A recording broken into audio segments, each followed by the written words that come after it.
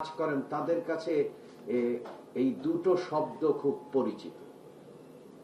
তার থেকে যদি পরিবর্তন করতে হয়, একটা রূপান্তর ধর্মী অবস্থানে যেতে হয়, একটা ট্রান্সফরমেটিভ চেঞ্জের যদি যেতে চায়, তাহলে আমাদেরকে ভবিষ্যৎ প্রজন্মের জন্য বাসযোগ্য পৃথিবী দরকার, যেখানে প্রাণ, প্রকৃতি, পরিবেশ, প্রতিবেশ, জলবায়ু পরিবর্তন, জীববৈচিত্র্য, তার আধার এবং আধেয়কে আমাদেরকে সংরক্ষণ করতে হবে। এই ক্ষেত্রে আমাদের প্রথম এবং মূলত কাজ হচ্ছে সামাজিক আন্দোলন, অর্থাৎ কালেকটিভ অ্যাকশন দরকার।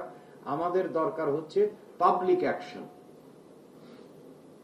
এবং এটাই হচ্ছে তার মানে মূলত আমাদের চাহিদা বা ডিমান্ড আর্টিকুলেশনে কাজ করা দরকার। এটা হচ্ছে প্রথম এবং প্রধানত বিষয়। কারণ যদি আমি ডিমান্ড আর্টিকুলেট করতে পারি, তাহলে আমার সরবরাহ ব্যবস্থা আপনাকে অনুসরণ করবে। আমাদের কাজটা আসলে ডিমান্ড আর্টিকুলেশন করা, এবং আমাদের এখানে সফল কতকগুলো আমাদের সামাজিক আন্দোলন গড়ে ওঠার ইতিহাসও আছে। হয়তো সেই ইতিহাসগুলো আমাদের নিজস্ব কার্পণ্যতার কারণে না আছে টেক্সট বুকে, না আছে বিশ্ববিদ্যালয়ের গবেষণায়, না আছে অনেক জায়গায় যেগুলো আমরা উত্থাপন করিনি। আপনাদের মনে আছে শহীদ প্রেসিডেন্ট জিয়াউর রহমানের সময় গণশিক্ষা অভিযান, খাল কাটার কর্মসূচি। তার মানে আপনি যদি সমাজের ভেতর থেকে যদি এই চাহিদা না আসে, তাহলে তো মানুষ গ্রহণ করবে না। কারণ সেটা একটা, আপনি যদি শরীরের সাথে চিন্তা করেন, শরীর কোনটা গ্রহণ করে যেটা শরীরের প্রয়োজন, তাহলে এখানে আমাদের বিশেষ করে সিভিল সোসাইটি এবং এনজিওদের সবার আসলে আন্দোলনের মূল উদ্দেশ্য হওয়া দরকার যে কিভাবে আমরা বাসযোগ্য পৃথিবী তৈরি করব, এবং সেখানে আমরা নিশ্চিত করব যে নবায়নযোগ্য। কারণ সবাই তো তারা বলছেন, যে এনজিওরা বলছেন যে তারা ভ্যালু বেসড অর্গানাইজেশন, তাহলে সেটা কোথায়? এবং আপনারাই দেখাচ্ছেন যে এইখানে যে পরিমাণ অর্থ ব্যয় করা হয় সেটা আসলে মাইক্রো ফাইন্যান্স দিতে পারে। আপনাদের হিসাব, আমি যা এতক্ষণ ধরে যে হিসেবগুলো শুনলাম,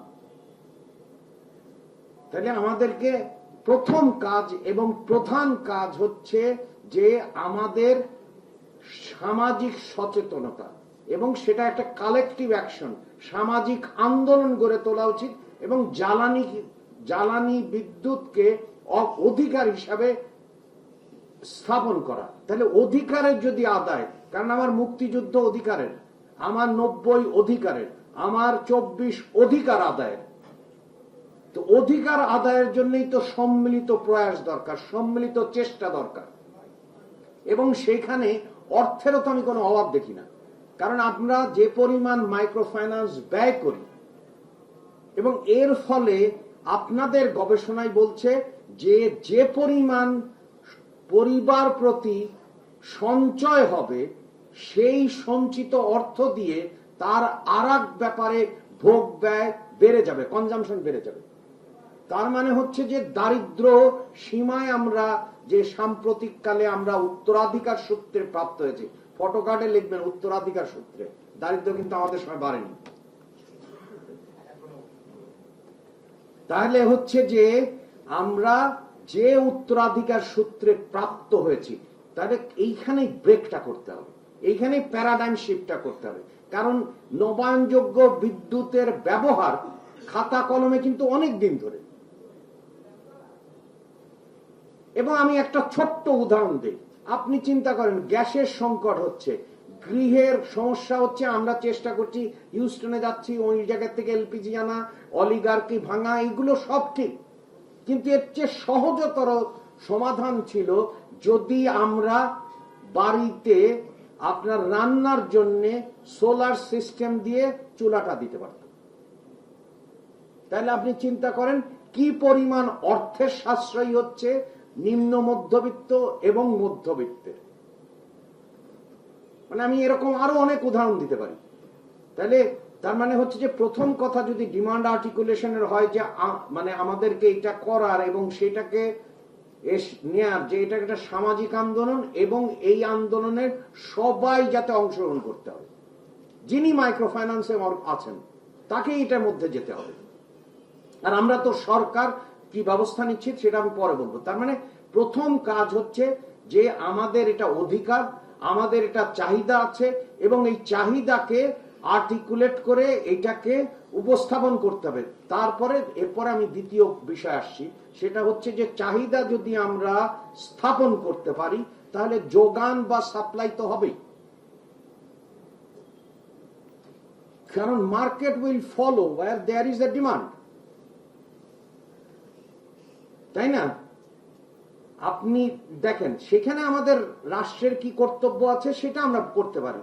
যেমন হচ্ছে যে পতিত সরকার, আপনার যদি এখন আমার দরকার স্মার্ট বাংলাদেশ, আর আপনি যদি সিমের উপরে কর ধার্য করেন, আপনি যদি স্মার্টফোন আর যে বাটন ফোনের মধ্যে বিরাট পার্থক্য রাখেন, তাহলে তো অংশগ্রহণ হবে না এবং ক্যাশলেস সোসাইটির মধ্যে যেতে পারবো না।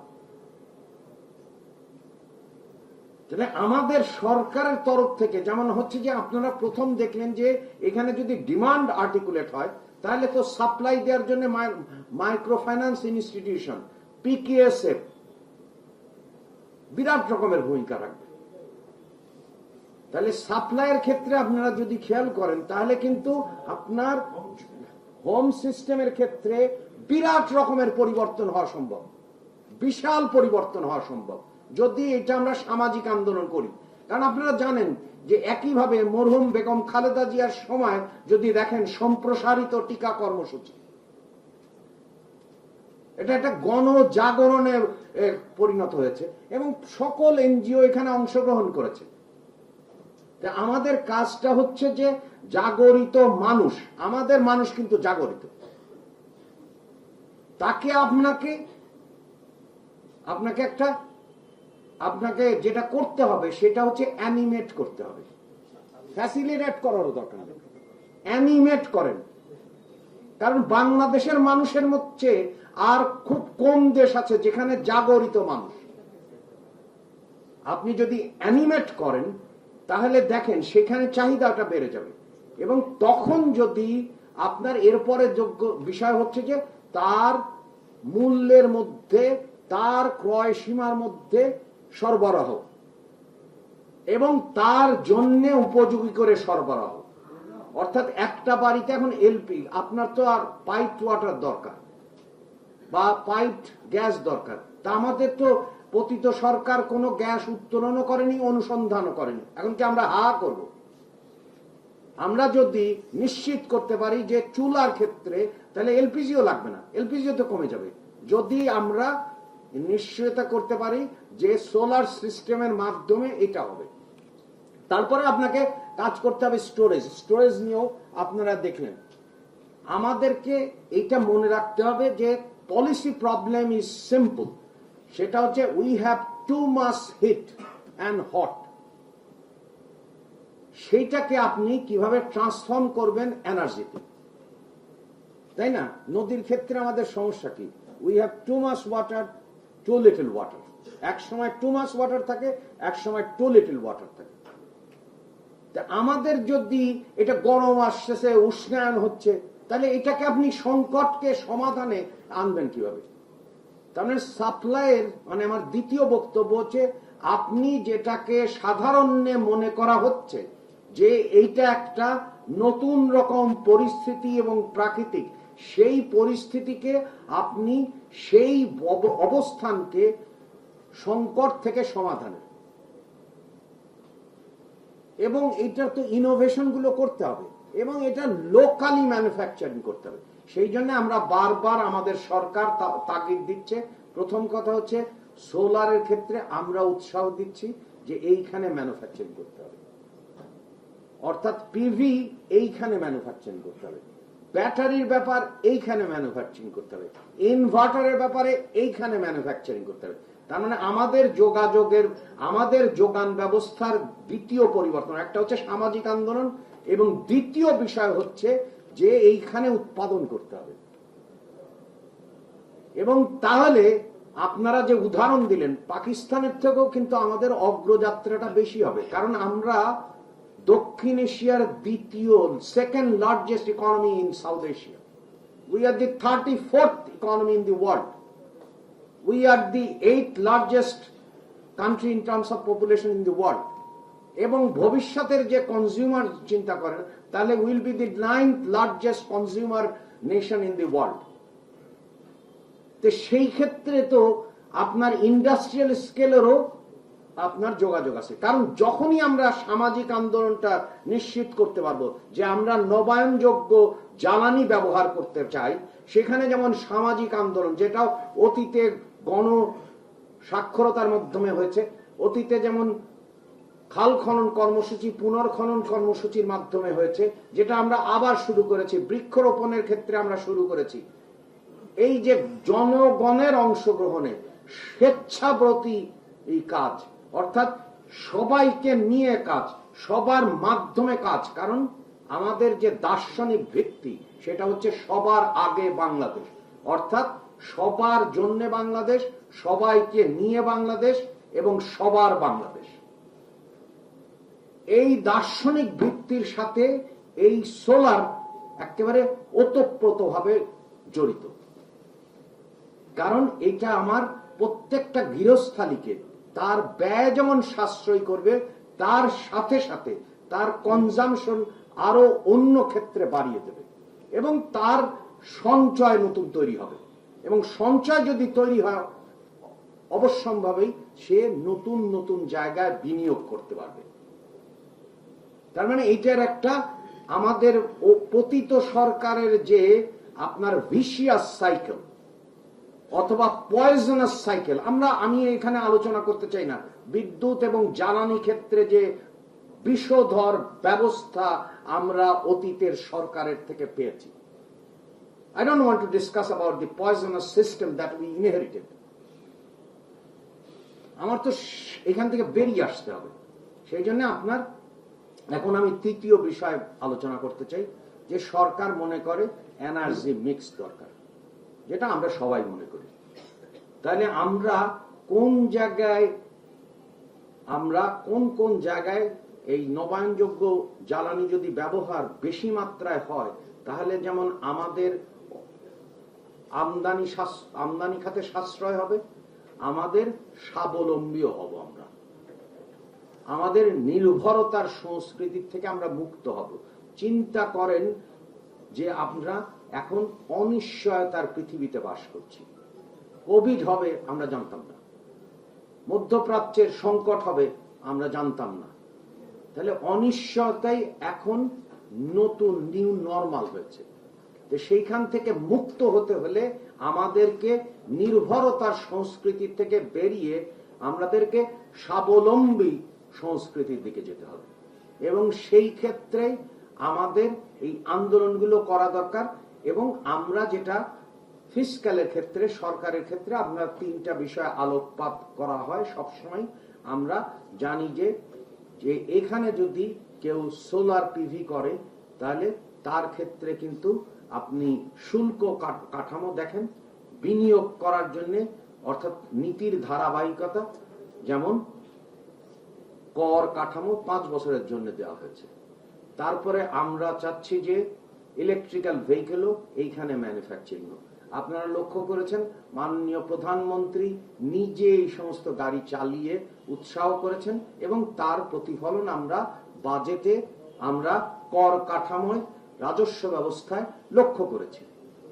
একই কায়দায় আমরা চাচ্ছি যে একেবারে গৃহস্থালী, মানে নবায়নযোগ্য, আপনার স্লোগানটা হতে হবে যে নবায়নযোগ্য বিদ্যুৎ আর জীবন, আমার যে জীবন অর্থাৎ আমার যে লাইফস্টাইল, এটা একের সাথে আর একের সম্পূরক, এটা বলা দরকার নেই। This is a normal thing, এটা আমার সাধারণের মানুষের। তাহলে আপনি চিন্তা করেন কি পরিমাণ গ্যাসের সাশ্রয় হবে, কি পরিমাণ আমদানি ব্যয় হবে। সেই জন্যই আমরা এই খাতে কর কাঠামোতে ব্যাপক পরিবর্তন এনেছি। অর্থাৎ আপনি যদি খেয়াল করেন ফিসক্যাল যে ইনসেন্টিভ, সেইখানে একটা বড় রকমের পরিবর্তন আনা হয়েছে। তার মানে প্রথমে হচ্ছে পলিসিতে প্যারাডাইমেটিক শিফট হয়েছে, আমরা নিশ্চিত করতে চাচ্ছি যে কিভাবে নবায়নযোগ্য বিদ্যুৎ আসবে। দ্বিতীয় হচ্ছে ফিসক্যাল সিস্টেমে বড় রকমের পরিবর্তন আনা হয়েছে। এখন তৃতীয় বিষয় উল্লেখ করা হয়েছে যে অর্থায়ন। তাহলে অর্থায়নের ব্যবস্থা আমি বলেছি যে এমএফআই গুলো যদি চিন্তা করেন, কারণ তারা তো দাবি করে এবং দাবির সাথে আমরা একত্রতা বোধ করি যে তারা জনগণকে তার অর্থনৈতিক স্বাবলম্বী করার জন্যই তো এই সমস্ত এনজিও গুলো কাজ করছেন। তো তাদের দাবির সাথে এইটাও যেন অঙ্গাঙ্গি ভাবে প্যাকেজের মধ্যে আসে। যদি কেউ অনেকগুলো শূন্যের পৃথিবীর কথা বলতে চান, তাহলে এইটা হচ্ছে একটা পাওয়ারফুল মেসেজ যে আমাকে প্রতিটি বাড়ি, প্রত্যেকটা এনজিওর একটা মাইল ফলক দেন, সিভিল সোসাইটির আন্দোলন করেন যে এই গ্রামে এত শতাংশ যদি কোনো এনজিও কাজ করে, যারা মাইক্রো ফাইন্যান্স নিয়ে কাজ করে, তাদের এত শতাংশের এইটা আমাদেরকে কাভারেজ বাড়াতে হবে। কারণ এটা না হলে তো হবে না। যেমন সম্প্রসারিত টিকাদান কর্মসূচি কেন সার্থকতা হয়েছে, কেন আমাদের গণস্বাক্ষরতা অভিযান সাফল্যমণ্ডিত হয়েছে, কেন আমরা মনে করছি আমরা খাল খননে ইতিমধ্যেই কতকগুলো আমরা লক্ষ্য করছি, কেন আমরা সব সময় চাচ্ছি যে পানির যে ফ্লো ঠিক থাকুক। এইটাকে এই জায়গায় তৃতীয় যে বিষয়টি বলেছেন যে ফাইন্যান্সের ক্ষেত্রে আপনারা লক্ষ্য করেছেন যে অনেকগুলো তহবিলের কথা আছে, অনেকগুলো রিফাইন্যান্সিং স্কিম আছে। বাংলাদেশ ব্যাংক, যেহেতু আমরা মনে করি বাংলাদেশ ব্যাংক আপনার তার স্বায়ত্তশাসন বজায় রেখে তাদের এর নীতি কাঠামো পরিচালিত করবে এবং তারাও এই কাজগুলো করছে। আমরা সবগুলো যারা সরকারের যারা স্ট্যাটিউটরি বডি আছে এবং গভর্নমেন্ট এজেন্সি আছে, আমরা সবাই মিলে বসে আরো কোনো কিছু করার দরকার হয় কিনা সেগুলো আমরা করব। কিন্তু এটা সার্থকতা নির্ভর করবে সামাজিক আন্দোলনের উপরে। আমাদের আসলে সামাজিক আন্দোলন গড়ে তোলা উচিত এবং সেটা উচিতের পর্যায়ে থাকা উচিত না, এটা একটা শ্যাল হওয়া দরকার। আমি আশা করি যে আমরা বাংলাদেশের, আমি কিছুদিন পরে মনে হয় এনজিও অ্যাফেয়ার্স ব্যুরোর একটা প্রোগ্রামে যাব, আই উইল এমফাসিস দিস যে আপনার প্রতিটি এনজিওর লক্ষ্যমাত্রার একটা বিষয় হওয়া দরকার যে তার যে জ্বালানির ব্যবহার এবং সেই জ্বালানির ব্যবহারের ক্ষেত্রে জাস্টিস। আপনারা যেহেতু ভ্যালু নিয়ে কাজ করেন, মূল্যবোধ নিয়ে কাজ করেন, আপনারা যেহেতু ন্যায্যতা নিয়ে কাজ করেন, জাস্টিস নিয়ে কাজ করেন, আপনারা যেহেতু ন্যায় নিয়ে কাজ করেন, ফেয়ারনেস নিয়ে কাজ করেন, তো এটা তো একটা বড় রকমের ইন্ডিকেটর। এটা একটা বড় রকমের ইন্ডিকেটর। তা আমরা আমাদের দেশে যে পরিমাণ এনজিও আছে এবং তাদের যে তহবিল আছে, বাংলাদেশের এই পরিবর্তন তো আপনার 1 বছরের বেশি দরকার নেই, 1 বছরের বেশি দরকার নেই। আপনি দেখেন, কারণ আমি সিডিএফ এর ওয়েবসাইট দেখছিলাম, 1 বছরের বেশি তো দরকার নেই। এটা আমরা নিজেরাই করে পরিবর্তন করি এবং সাথে সাথে অটোমেটিক্যালি যখন আপনার যে ধরনের প্রয়োজনের প্রযুক্তি দরকার, প্রযুক্তিগত আপনার বাজার তার সঙ্গে কাজ করবে। এবং এটাতে আরেকটা বড় লাভ হবে, যেটা আমরা সবাই জানি, জুলাই মাস নিয়ে কথা বলি, সেটি হচ্ছে যে অলিগার্কির যে ব্যবস্থা, এই ব্যবস্থা ভেঙে ফেলার অন্যতম উদাহরণ তৈরি করবে যদি নবায়নযোগ্য জ্বালানি ব্যবস্থা হয়। কারণ এটা তো আমরা পলিটিক্যাল ইকোনমি জানি যে এনার্জি সিস্টেমের পলিটিক্যাল ইকোনমি, যে কিভাবে পৃষ্ঠপোষকতার সংস্কৃতির মাধ্যমে পৃষ্ঠপোষকতা বন্টন করে মানুষকে এক ধরনের দ্বন্দ্বে রেখে হাতির পুলে নিয়ন বাতি জ্বালিয়ে কি ধরনের বক্তব্য বয়ান তৈরি করা হয়েছিল, যা পুরো ফানুসটা ভেঙে গেছে এবং পালাতে হয়েছে। সেই ক্ষেত্রে স্বাবলম্বিতার এবং স্বাবলম্বী এবং অধিকার ভিত্তিক যাত্রার একটা বড় রকমের মাইল ফলক হতে পারে গৃহস্থালী পর্যায়ে, অফিসে, দোকানে, হাসপাতালে, স্কুলে, সব জায়গায় এটা চালু। তার মানে আমরা বলছি না যে সব জায়গায় আপনার এটা কাজ করবে, সেই জন্য আমরা বারবার বলছি এনার্জি মিক্সের কথা। এবং আমরা বলছি যে 2030 সালের মধ্যে 20% কথা, 2030 সালের মধ্যে আমরা বলছি 30% কথা, এবং আস্তে আস্তে এবং একই কায়দায় আমাদের কয়লার ব্যবহার থেকে শুরু করে সকল ক্ষেত্রেই ব্যবহারগুলো করতে হবে। কিন্তু আমাদের এই এনার্জি মিক্সকে এগিয়ে নিয়ে যেতে হবে। তা আপনাদেরকে অসংখ্য ধন্যবাদ। আমরা আশা করি যে আপনারা এই 5টি সংগঠন আরো সংগঠন যুক্ত হবেন এবং আপনারা মাইল ফলক তৈরি করবেন যে কোন গ্রামে এত এনজিও কাজ করে, তাহলে তারা কতজনকে ঋণ দিচ্ছে এবং কিভাবে এনার্জি সিকিউরিটি নিশ্চিত করছে, অর্থাৎ বাসস্থানে এরা কিভাবে energy security. We need a another report, monitoring report, যে energy security at household by এই যারা এই অঞ্চলে কাজ করছে এই বিষয়গুলো। এবং সেখানে যদি পুনরঅর্থায়নের দরকার হয় বা সহজ শর্তে, সেটা আমরা পিটিএস কে দিতে পারি বা অন্যান্য রিফাইন্যান্সিং স্কিম করতে পারি। এখানে যদি উদ্ভাবনের দরকার হয় সেখানে রিফাইন্যান্স। কিন্তু শেষ কথা হচ্ছে আমাদের আরেকটা পরিবর্তন ঘটাতে হবে।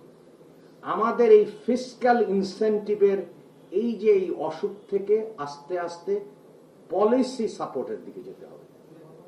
কারণ এটা একটা নির্ভরতা। কারণ আমি যদি পুকুর এ যদি বয়া দিয়ে সাঁতার কাটা না শিখি, তখন তো অন্য জায়গায় যে তখন হাবুডুবু খাবো। আমি যদি সবসময় আমার পিছনে একজনকে নিয়ে পুকুরে তাকে সাঁতার কাটা শেখাইলাম না, তাহলে তো হবে না। তাহলে আমাদেরকে আস্তে আস্তে ফিসক্যাল ইনসেন্টিভের থেকে আমাদেরকে যেতে হবে আপনার পলিসি সাপোর্টের দিকে, এবং পলিসি সাপোর্ট যতগুলো লাগবে আমরা চেষ্টা করব আপনাদেরকে প্রদান করার জন্য। আপনাদেরকে অসংখ্য ধন্যবাদ।